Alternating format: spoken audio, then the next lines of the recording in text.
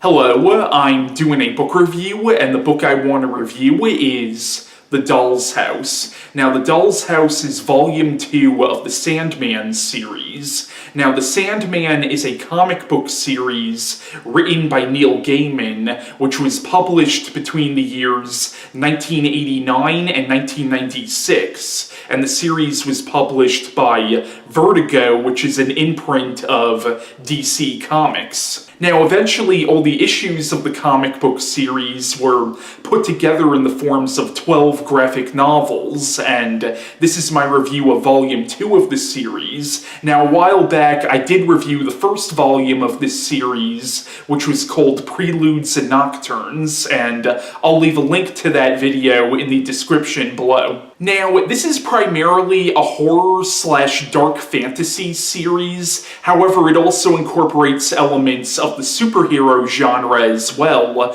because this is actually set within the DC universe, or at least it's set in a universe where characters like Superman, Batman, Wonder Woman, and the Green Lantern exist, because the Justice League actually had a relatively big part to play in the first graphic novel of this series. And the character of John Dee, or Dr. Destiny, who is mainly an antagonist of the Justice League, he was actually the main villain of Volume 1.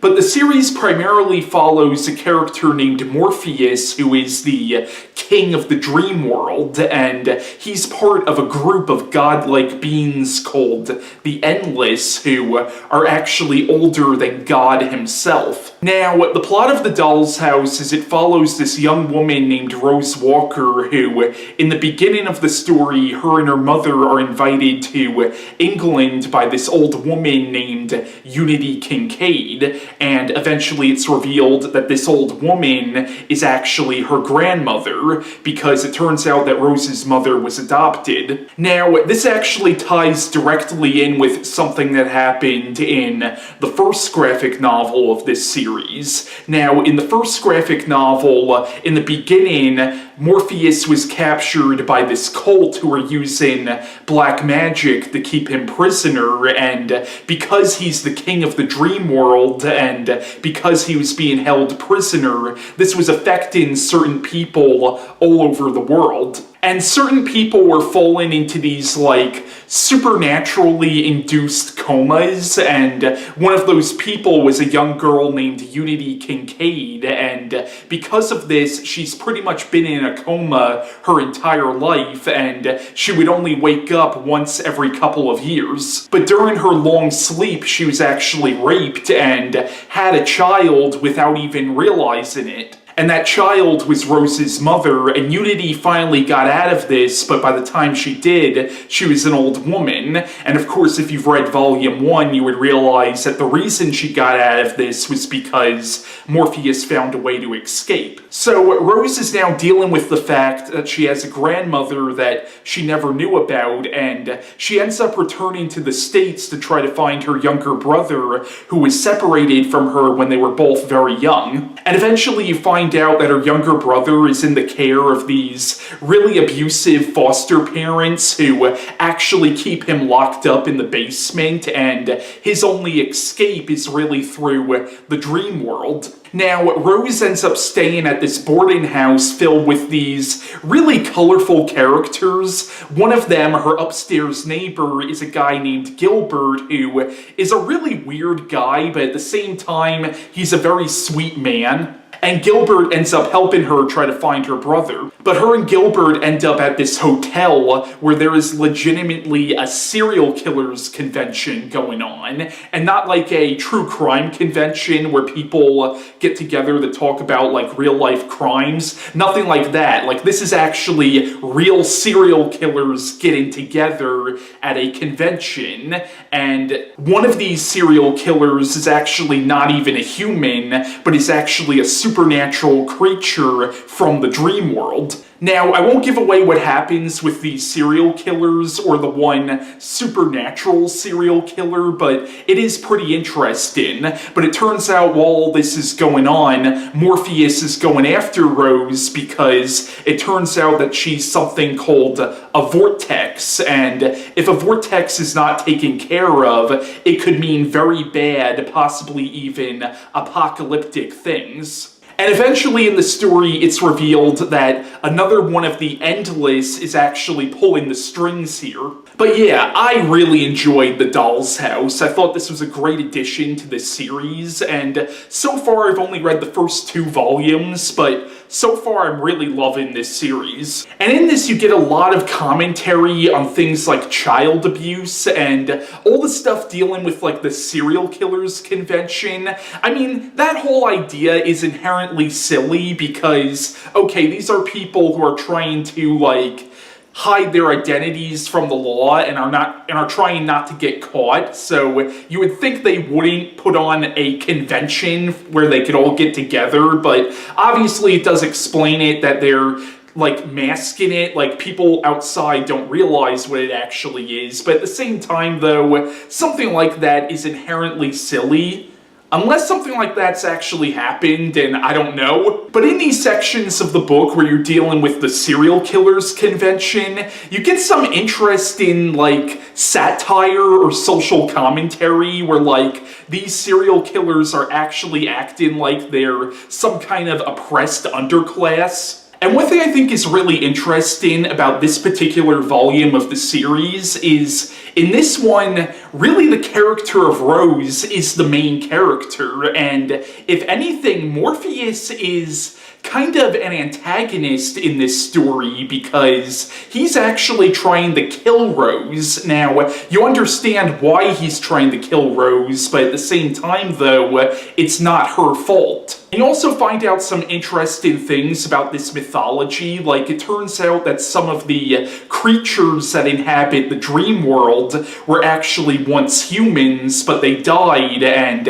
instead of going to heaven or hell, Morpheus offered them the chance to become dream creatures. And to go back to the character of Gilbert, Gilbert is an awesome character, and there is a revelation about this character that I won't give away. And while most of the book focuses on the character of Rose Walker, there are 2 chapters in this book that pretty much work as standalone stories that you could read independently from the rest of the story. The first is the opening chapter, which is called Tales in the Sand. Now, in the first graphic novel, Preludes and Nocturnes, there was a certain point where Morpheus actually had to go to hell to get something that was stolen from him. And while in hell, you met this woman, this damned soul, who was asking Morpheus to forgive me, and it was very much implied that it wasn't God who condemned her to hell, but it was actually Morpheus. And this opening chapter, which once again works as a standalone story,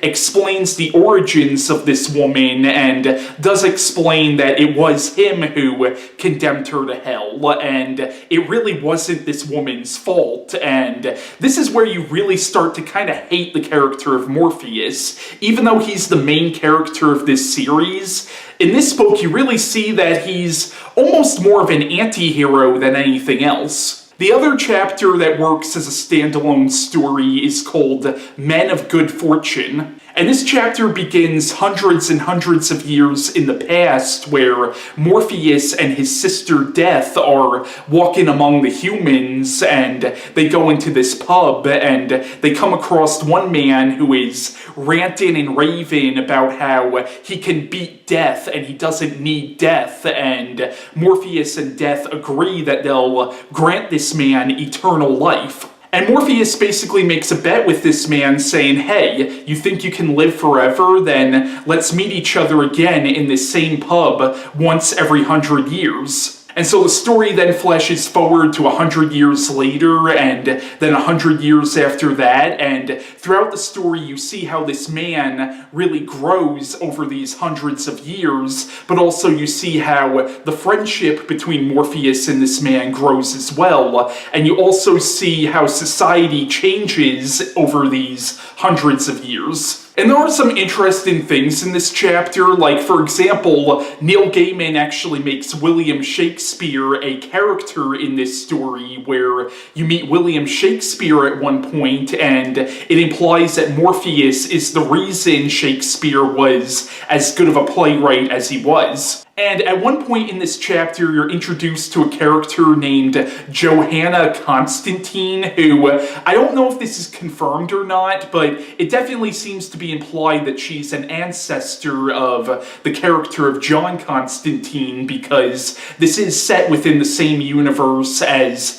the Hellblazer comics. But the ending of this chapter is actually really sweet. So yeah, once again, I highly recommend The Doll's House, but I also recommend reading Volume 1 before you read this one. Also, this edition of The Doll's House comes with a pretty interesting introduction from Clive Barker. Before I end this video, I want to introduce two short reviews on this book that were done by two friends of mine. The first short review was done by my friend Christian Feliciano, and the other was done by my friend Mark Allen Gunnels, who is actually an author. Both of these guys are big Neil Gaiman fans and big fans of this series, so I wanted to give them the chance to get their thoughts on this particular volume of the series out there. Growing up, I loved reading Vertigo comics for one simple reason. While other comic book companies, including Vertigo's own father company, DC, would present stories about golden boys who always won at the end, Vertigo would show you what would happen if these so-called heroes actually existed. They would be hated, shunned, and feared. They would not just be flawed, but they would be psychotic and disturbed. They would have to make choices which would make you wonder if the world would be better without them. And not all the time would they come out on top. They would lose some battles and have to deal with the consequences. Nowhere else is this more prevalent than in Hellblazer, Doom Patrol, and Swamp Thing. But if I can add one more to that list, and I can because it's my list, it would be the hero whose comic I'll be reviewing today. Morpheus, or Dream, or as he is called in the title, the Sandman. Created by Neil Gaiman and drawn by Sam Keith and Mike Dringenberg, the Sandman is one of the strangest comic book series I have ever read, with storylines that take you into different worlds, timelines, and dimensions, and artwork that makes you wonder if somebody laced your drink with some fucked up drug that not even the feds know about. This series keeps you engaged and presents shit to you that you wouldn't even think about, even on your most 6 tequilas, a whole bottle of Chianti, and 16 hours of Pee-wee's Playhouse days. And this really shows in Volume 2, The Doll's House. Now don't get me wrong, the rest of the series is more fucked up than Jared Fogel's Internet Searchers theory, but this particular volume takes some of those ideas and runs off the fucking cliff with them. For example, my favorite story in this volume is about a cereal convention. No, not cereal like Fruit Loops or some shit like that, even though it is spelled that way. This is a convention for serial killers. It's one of the most ridiculous concepts ever created by man, but Gaiman takes it and spices it up with some philosophy and psychology and shit that makes you accept that maybe this isn't as corny as it should be. Another example comes from Dream's own past. Way before my second reincarnation as a loser, Dream had fallen in love with a woman named Nada, and no spoilers, but it doesn't go well. And what Dream does as a result is heartbreaking, both for him and her. Which goes back to my point about heroes not always making noble decisions. To be fair though, not all of the book has fucked up things like this, or sad things or anything. I mean, yeah, but at the same time, there are things that actually make you excited with nostalgia, like seeing the original Kirby Sandman in this. And there are cute ideas, like there's this relationship between the Sandman and an immortal named Jeffrey, who meet at a bar every century, and each time Dream is dressed up differently to fit the times, which I thought was really cute. And the last really nerdy thing I'll mention is the fact that Desire and Despair show up in this. Now, if you don't know this, Desire and Despair are part of the Endless, a race of celestial beings who are immortal, hence the name the Endless. But what's really cool about them is that at least one of them, another one, not this Despair or Desire, is actually from another series, Destiny. Destiny used to show up as a host in one of DC's horror anthology series way back in the day. I forget the name of it, but I really nerded out when I saw that. Overall, this book is amazing. Writing, I don't even think I have to mention, is fantastic. Neil Gaiman is always good. Artwork, as I mentioned before, is like a bad acid trip, but I don't mean that in a negative way. The artwork is gorgeous, fantastic. I mean, it's like looking at paintings. But, and this is a big warning, be careful. Just know that this is not for kids. So don't hand this to your little nephew Timmy thinking that he'll be okay with it, because he might not be. He might actually end up in a mental institution cradling his knees and asking someone who isn't there if the rabbits are coming home. So just be careful with that. Another thing is, some people do complain that the Sandman stories can get confusing or even boring, and I can understand that. I don't agree, but I can understand it. But if you are a fan of Gaiman's other work or a fan of David Lynch, Atlanta, or even Grant Morrison, then this should definitely make you feel right at home. If you aren't, I suggest renting the first one and this one at the library. Check it out, see if you like it, And if you do, then read the other ones. They're just as good as this one, especially the newer series that came out a few years ago. And yeah, that's my review. Thank you guys for listening. Bye-bye. Hi guys, Mark Allen Gunnels here. My friend Christian has asked me to do a short video review of the graphic novel The Doll's House, which is one of the Sandman graphic novels by Neil Gaiman. I was more than happy to do so because I am a full-on Sandman geek.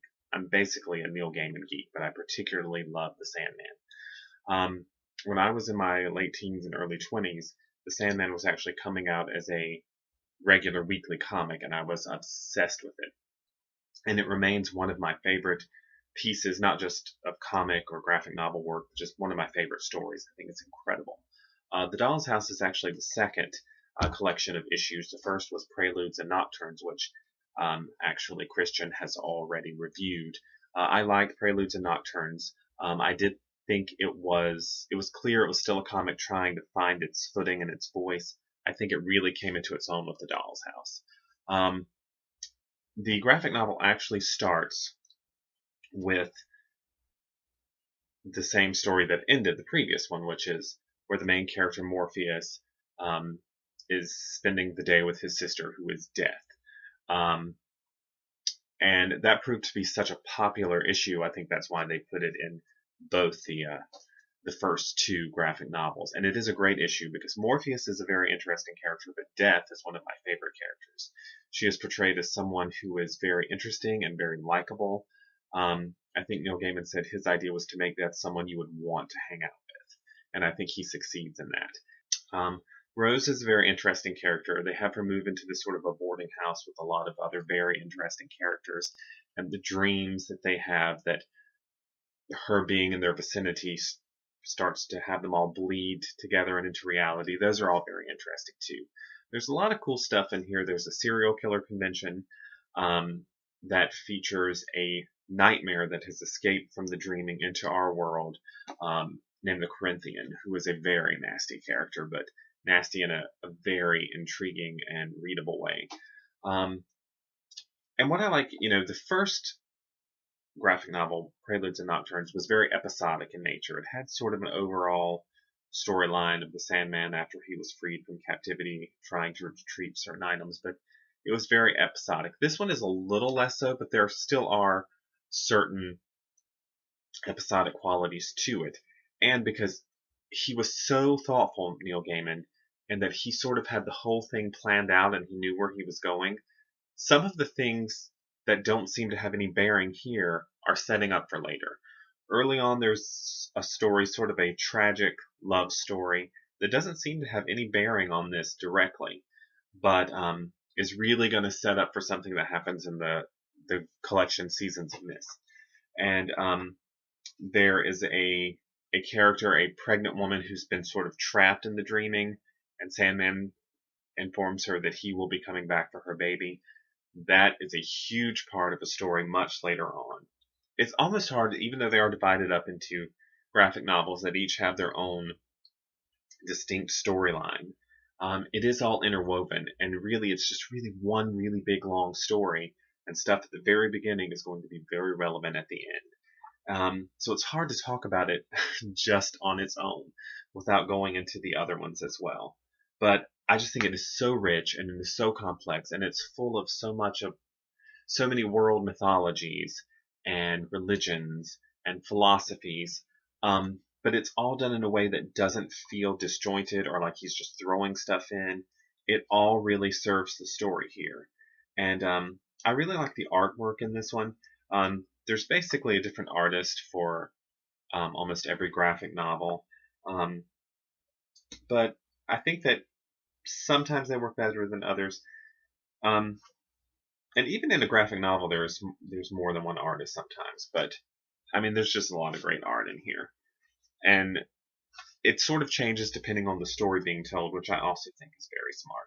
But I cannot recommend. I recommend the entire Sandman series, and like I said, I think The Doll's House is where it really starts to find its own voice, and it just gets better from here. So that was my review on the Sandman Volume 2, The Doll's House by Neil Gaiman, and bye.